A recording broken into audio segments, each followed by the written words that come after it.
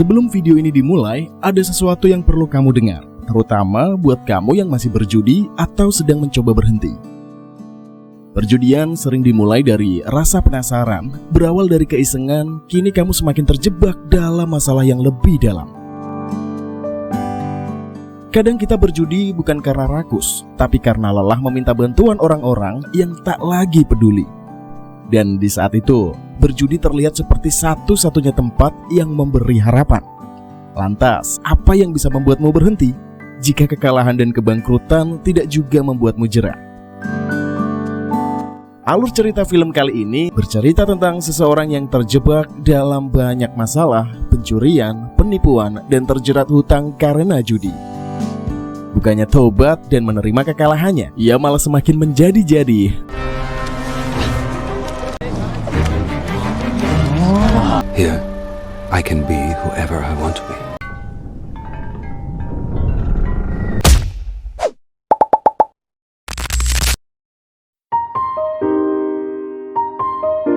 Kisah dimulai dengan diperkenalkannya pria bernama Lord Doyle, seorang penjudi akut yang saat ini tengah menjadi buronan.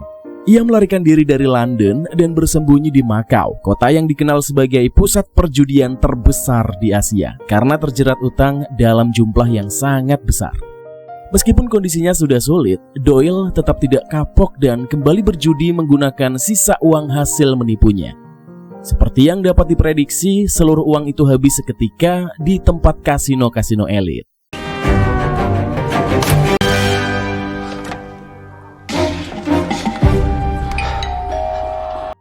Suatu hari, Doyle berencana kembali ke kasino. Namun ia baru menyadari bahwa seluruh uangnya telah habis dan hanya tersisa satu ikat kecil.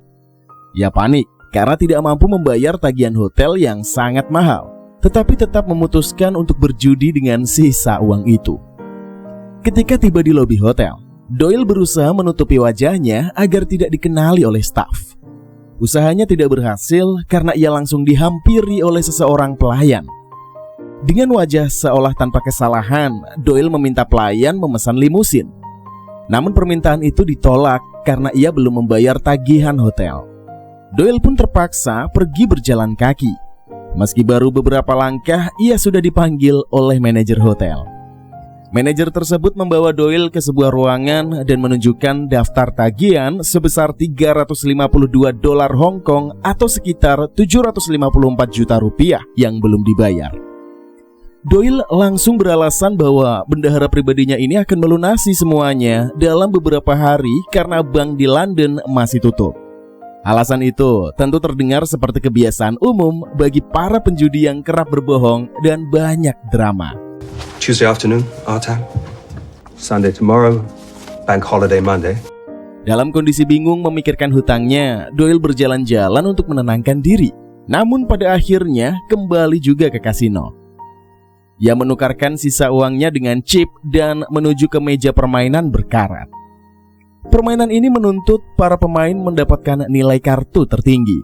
Kartu bernilai 2-9 dihitung sesuai angka. Kartu 10 dan kartu bergambar bernilai 0 dan kartu as bernilai 1. Tens and picture card.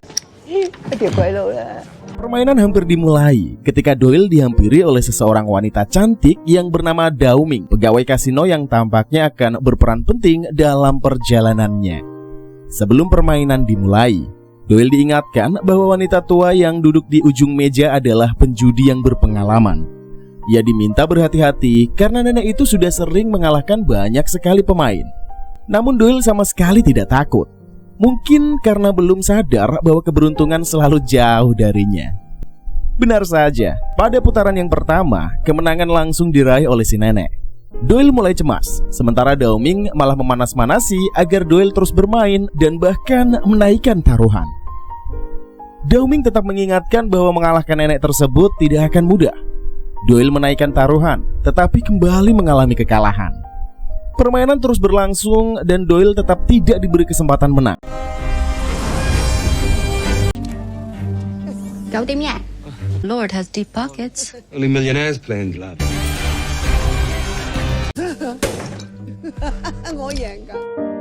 Melihat itu, Dao Ming menawarkan pinjaman agar Doyle dapat terus berjudi dengan bunga yang cukup tinggi. Doyle mencoba menawar, namun akhirnya memilih pergi karena takut makin terjerat. Keesokan harinya, Doyle bersantai di restoran hotel sambil menikmati minumannya untuk menenangkan diri. Ketika ia sedang rileks, tiba-tiba ia melihat seseorang yang melompat dari atas hotel. Doyle segera menuju ke bawah untuk memastikan apa yang terjadi. Ternyata orang itu mengakhiri dirinya sendiri karena memiliki hutang kepada Dao Ming. Istri korban yang marah besar langsung menjambak Dao Ming, menuduhnya sebagai penyebab kematian dari suaminya. Doyle berusaha menenangkan keadaan, lalu mengejar Dao Ming untuk mengantarkannya pulang. Dalam perjalanan pulang, Doyle justru meminta pinjaman kepada Dao Ming dan berjanji akan mengembalikannya setelah menang judi. Dao Ming menolak dan memperingatkan bahwa jika Doyle terus berjudi, nasibnya bisa sama dengan pria tadi. Walau begitu, Doyle terus memohon hingga akhirnya Dao Ming luluh dan mengajaknya masuk ke rumah. Di dalam rumah, Doyle mencoba untuk menenangkan Dao Ming yang merasa bersalah atas kejadian sebelumnya. Doyle mengatakan bahwa tindakan bunuh diri tersebut adalah pilihan korban dan bukan kesalahan Dao Ming. A solution to a temporary problem, I say. If a man wants to chuck himself off a building, that's his prerogative. Beberapa saat kemudian, Dao Ming mengakui bahwa ia terkesan saat pertama kali melihat Doyle. Menurutnya, Doyle ini terlihat rapih dan menjadi satu-satunya orang yang memakai sarung tangan ketika berjudi di kasino. Doyle menjelaskan bahwa sarung tangan itu adalah sarung tangan keberuntungan, meskipun keberuntungan juga tidak pernah datang untuknya. Doyle kembali memohon pinjaman dan menawarkan pembagian hasil apabila ia menang nanti. Namun, Dao Ming marah dan menegaskan tidak ingin memberi pinjaman kepada siapapun. Ia bahkan mengaku memiliki hutang kepada pihak kasino karena para kreditornya ini gagal membayar. Tidak lama kemudian, Dao Ming pun mengajak Doyle untuk pergi ke sebuah tempat ibadah. Setibanya di sana, Dao Ming berdoa dan memberikan persembahan, memohon ampunan atas segala kesalahan. Setelah itu, ia duduk bersama Doyle menikmati malam yang dingin sambil melihat persiapan perayaan untuk menghormati arwah dari leluhur. Seketika itu, Dao Ming bercerita bahwa ia akan pergi ke suatu tempat dan meminta Doyle untuk ikut menyusul. Ia memperingatkan bahwa jika Doyle terus berjudi, hidupnya akan pasti berakhir sengsara. When I do, I won't just pay my debts off, I'll pay yours too. Keesokan paginya, Doyle terbangun karena semalam tidur tanpa sadar. Namun tak ada sosok Dao Ming di sebelahnya lagi. Dengan tatapan yang kosong, Doyle mencoba membayangkan kemana temannya itu menghilang. Saat ia mengusap tangannya, Doyle terkejut karena terdapat tulisan tanggal 31 Juli 2005. Hari ketika mereka pertama kali bertemu. Doyle pun segera bertekad untuk mencari Dao Ming. Singkat cerita, Doyle tiba di kasino. Saat berada di dalam lift, seorang wanita bernama Betty ikut masuk. Betty tiba-tiba mengambil selfie, membuat Doyle langsung menutupi wajahnya karena curiga ada maksud yang lain. Ia mengira Betty ini sedang menjalankan misi yang rahasia. Doyle lalu mengejar Betty dan memintanya menghapus foto yang tanpa sengaja menangkap wajahnya. Menurut Doyle, para penjudi kelas atas sangat menjaga privasi. Namun Betty justru menanggapi bahwa Doyle terlihat seperti buronan yang sedang ketakutan. Tuduhan itu semakin membuat Doyle yakin bahwa Betty ini adalah mata-mata yang sedang mengejarnya. Kejar-kejaran pun terjadi. Doyle bersembunyi lalu mengambil ponsel Betty untuk menghapus fotonya. Ketika merasa Betty sudah tidak mengejar lagi, ia pun segera pergi. Tetapi sayangnya malah ia berpapasan lagi dengan Betty. Untungnya ia sudah mengambil ponsel Betty dan berjanji akan mengembalikannya jika Betty ini mau memberikan uang sebesar 500 sebagai modal berjudi. Meskipun awalnya menolak, Betty pun memberikan uang tersebut. Setelah mendapatkan uang, Doyle kembali ke kasino dan mengharapkan keberuntungannya berubah. Ia mulai bermain kali ini dan akhirnya berhasil menang. Ia bahkan memberikan 10.000 kepada Betty sebagai bentuk terima kasih agar Betty tidak lagi memata-matainya. Namun Betty menolak dan segera pergi. Doyle kembali duduk di meja permainan, menghadapi nenek yang sebelumnya pernah mengalahkannya. Ia merasa hari itu adalah hari keberuntungannya. Sayangnya, ia kembali kalah dan seluruh uangnya habis dalam waktu singkat. Dengan sisa uang yang ada, Doyle mencoba permainan yang lain, berharap keajaiban akan muncul kembali. Namun seperti yang sudah umum terjadi di dunia perjudian, kalah membuat penasaran dan penasaran membuat tambah kalah. Doyle pun kehabisan uang sepenuhnya. Di tengah kebingungan itu, ia kembali dipanggil oleh Betty. Betty cepat-cepat memfoto wajahnya untuk diberikan kepada pihak kepolisian. Setelah itu, mereka berbicara empat mata. Betty menjelaskan bahwa ia direkrut oleh perusahaan tempat Doyle mencuri uang. Doyle diketahui telah melarikan dana perusahaan sebesar 957.000 pounds. Atau kalau dirupiahkan, segini. Betty menawarkan kesepakatan agar Doyle mengembalikan uang tersebut. Jika tidak, ia akan dideportasi ke Inggris untuk menjalani hukuman.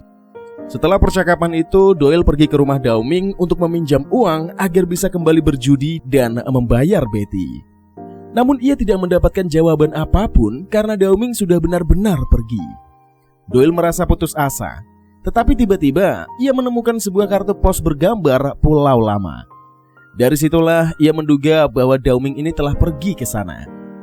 Beberapa waktu kemudian, Doyle menemui seseorang rekan yang ia panggil Abdul, berharap bisa menagih hutang agar bisa memiliki ongkos ke Pulau Lama. Namun si Abdul ini justru mengajaknya untuk minum ciu dan makan malam. Saat berbincang, Abdul mengaku bahwa dia yang memberitahu keberadaan Doyle kepada Betty. Ia tidak punya pilihan lain karena mesti menutupi jejak kesalahannya sendiri, sehingga ia bekerja sama dengan Betty. Setelah Abdul pergi, Doyle segera naik kapal menuju ke Pulau Lama untuk mencari Downing. Dalam perjalanannya, ia merasa putus asa dan bahkan sempat terfikir untuk mengakhiri hidupnya. Kecanduannya pada judi pun telah membuatnya memiliki banyak hutang hingga nekat mencuri uang perusahaan. Itulah akibat perjudian yang tidak pernah terlihat ringan bagi siapapun. Akhirnya, Doyle pun tiba di Hong Kong. Tetapi ia menyempatkan diri untuk mampir ke restoran hotel yang mewah. Dengan uang yang tersisa sedikit, ia tetap memesan banyak makanan sambil berharap Downing akan muncul. Doyle terlihat gelisah karena tagihan makanannya yang pastinya tidak bisa dia bayar. Ketika tagihan diberikan, ia hampir putus asa. Namun kegelisahannya berubah menjadi kegembiraan ketika Downing akhirnya muncul. Belum lama berselang, penyakit jantung Doyle pun mulai menyerang. Hingga akhirnya beberapa waktu kemudian, Doyle terbangun dan mendapati dirinya sudah berada di Pulau Lama, tempat kediaman Downing. Doyle diberikan sebuah ramuan khusus agar ia tidak lagi mengalami serangan jantung dan kepanikan yang berlebih. Ia merasa lega karena masih hidup dan bisa menghabiskan waktu bersama dengan Downing.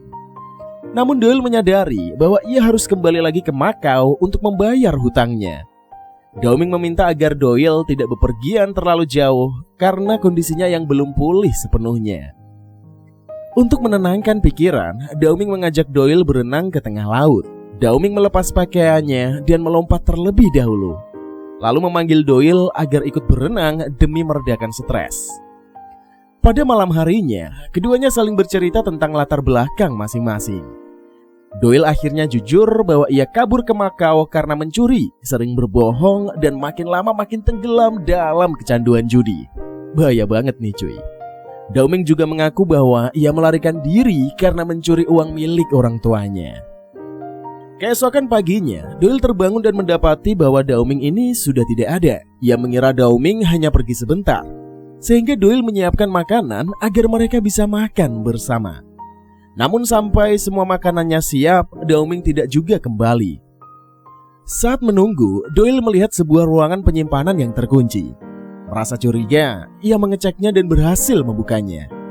Doyle panik ketika melihat ada tali yang tergantung dan langsung menariknya karena takut Downing ini melakukan hal-hal yang berbahaya. Namun setelah ditarik, ternyata tali itu terhubung dengan 2 tas besar berisi uang dalam jumlah yang sangat banyak. Merasa imannya terguncang, Doyle memutuskan mengambil seluruh uang itu dan pulang ke Makau untuk berjudi, berharap bisa mendapatkan uang yang tentunya lebih besar agar seluruh hutangnya ini bisa lunas. Tanpa berpikiran panjang, Doyle membawa uang tersebut dan kembali ke kasino. Di perjalanan, pikirannya terus dipenuhi oleh perjudian. Ia berharap keberuntungan akan berpihak kepadanya kali ini. Sesampainya di kasino, Doyle menukarkan sebagian uang menjadi chip dan langsung memulai permainan. Saat sedang bermain, Doyle tidak sengaja melihat Betty sehingga ia segera pindah ke meja yang lain. Ajaibnya, Doyle terus menang tanpa sekalipun kalah. Semua orang terkejut.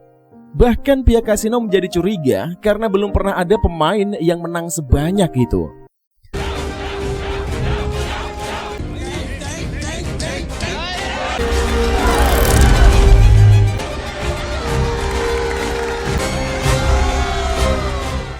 Aksi Doyle terus diawasi, hingga diduga ia menggunakan cara yang curang. Setelah merasa cukup, Doyle kembali ke hotel dan melunasi seluruh tagihannya, bahkan memberi lebih karena sempat telat membayar. Ia menikmati sejenak masa kejayaannya itu, tetapi tetap merasa gelisah. Ia merasa seperti diikuti oleh sesuatu, namun tidak tahu apakah itu nyata atau hanya bayangannya sendiri. Malam itu, pengelola kasino memanggil Doyle dan menanyakan apakah ia melakukan kecurangan. Karena tidak mungkin seseorang bisa terus menang seperti itu. Doyle bersikeras bahwa ia ini tidak curang dan meminta agar rekaman kamera pengawas diperiksa. Pengelola kasino menjelaskan bahwa para staf melihat ada sosok makhluk lain di belakang Doyle yang diduga membantunya untuk memenangkan permainan. Doyle bingung karena ia sama sekali tidak percaya pada hal-hal yang seperti itu. Akhirnya, Doyle dilarang bermain di semua kasino di Macau. Ia kesal karena justru saat menang, ia malah diusir. Meskipun punya banyak uang, kegelisahannya semakin menjadi-jadi hingga membuatnya terus makan sampai akhirnya muntah. Sosok yang ia bayangkan mengikuti dirinya ini membuatnya semakin tidak tenang. Putus asa, Doyle memohon kepada pengelola kasino agar diberi kesempatan bermain satu kali lagi untuk membuktikan dirinya bahwa dirinya ini tidak curang. Ia bahkan menawarkan 8 juta dolar Hong Kong untuk satu putaran bakaran. Doyle berjanji bahwa jika ia menang, ia akan pergi dari Macau. Tawaran itu akhirnya disetujui. Tidak lama kemudian, Doyle sudah berada di meja permainan. Betty muncul dan menuntut Doyle mengembalikan uang yang dulu ia curi. Doyle menjelaskan bahwa uangnya masih belum cukup dan akan bermain lagi untuk melunasinya.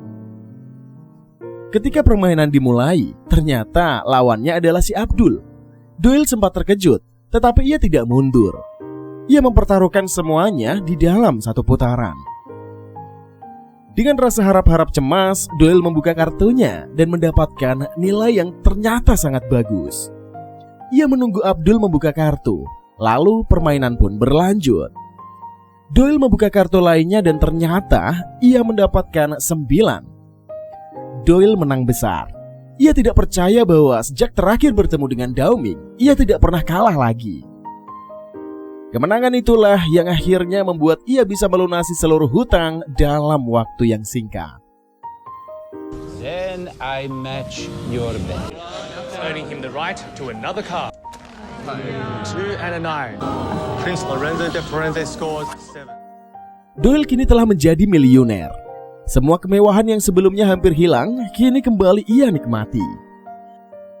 Dengan uang yang dimiliki, Doyle bahkan memberi hadiah kepada pelayan parkir sebagai bentuk terima kasihnya karena selama ini telah melayaninya dengan sangat baik. Tidak lama kemudian, Doyle pun pergi ke kasino dengan niat mengembalikan seluruh uang kepada Dao Ming. Namun, ia justru diajak bermain oleh sang nenek yang menawarkan taruhan yang sangat menarik. Tanpa banyak berpikir, Doyle hampir saja ikut bermain. Tetapi ia teringat bahwa uang itu harus digunakan untuk membayar hutangnya kepada Dao Ming. Pada akhirnya, Doyle memutuskan untuk berhenti berjudi selamanya. Namun nenek mengatakan bahwa beberapa hari lalu Dao Ming telah tewas karena mengakhiri hidupnya sendiri. Mendengar kabar itu, Doyle terdiam. Ia masih tidak percaya karena baru kemarin mereka menghabiskan waktu bersama. Doyle benar-benar tidak mampu menahan kesedihannya. Bagaimana mungkin seseorang yang baru saja bersamanya kini dikabarkan telah meninggal? Tidak percaya begitu saja, Doyle pun segera pergi meninggalkan kasino dan pergi ke apartemen Dao Ming. Sesampainya di sana, ia menemukan banyak sekali surat yang berserakan. Salah satunya adalah kartu pos yang bertuliskan Pulau Lama. Doyle pun tersadar bahwa selama ini ia tidak pernah benar-benar bertemu dengan Dao Ming di pulau tersebut. Semua yang ia alami hanyalah ilusi, dan ternyata yang selama ini membantu Doyle adalah arwah Dao Ming. Beberapa saat kemudian, Doyle pergi ke acara perayaan arwah leluhur dan membakar seluruh uang miliknya yang akan diberikan kepada Dao Ming sebagai bentuk penghormatan. Perasaannya kini sangatlah campur aduk. Ia berhasil memenangkan perjudian, melunasi hutang, dan mengakhiri semua masalah yang menimpanya. Tetapi orang yang ia cintai justru pergi untuk selamanya. Doyle kembali ke tempat di mana ia pernah menghabiskan waktu berdua dengan Dao Ming. Ia mengenang pertemuan singkat mereka dan bertekad untuk tidak pernah lagi kembali ke dunia perjudian. Karena kebiasaan itu hanya akan membawa kesengsaraan dan merenggut orang yang dia sayangi. Dan film pun berakhir.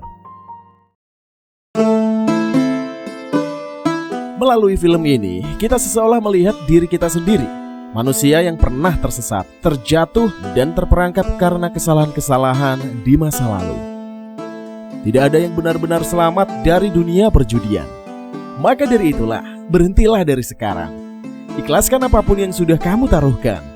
Fokuslah untuk memperbaiki diri, membahagiakan keluarga, serta menerima setiap resiko apapun yang terjadi.